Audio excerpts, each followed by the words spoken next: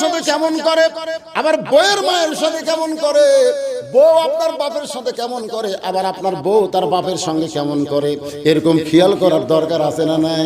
বেখেয়াল হলে জাহান্নামে যাবেন। আমি খেয়াল রাখছি আমার বউয়ের প্রতি, খেয়াল রাখে আমার বউ এখন আলহামদুলিল্লাহ। আমার শ্বশুর যখন আসে, আমার বউ আমার কানে কানে কয়, আমার শ্বশুর আমার আব্বা দেশি মুরগি খায়, আমার আব্বা কানস খায়, আমার আব্বা ট্যাংরা খায়, আমার আব্বা এশিয়ার দই মিষ্টি খায়। তা আমি কিনে দেই, আমার বউ খিলে। আমার শ্বশুর খাবার চায় না, আমি দূর থেকে খেয়াল করে দেখি, আমার শ্বশুর কয় না আমার নেব না। আরে এক টুকরা খান আব্বা। শ্বশুর রাগ করে কয় এই জন্যই তোর বাড়িতে আসি না, এত খাওয়া যায়। কিন্তু আমি আবার খেয়াল করে দেখলাম, আমার বাবার সামনে 15 দিন আগেকার বিস্কুট দিছে আমার বাবার সামনে। বিস্কুট মুখের মধ্যে দিয়ে দাঁতের সাথে খালি চিকটা লাগে, বাবার লোক ঢুকে বিস্কুট খোলে।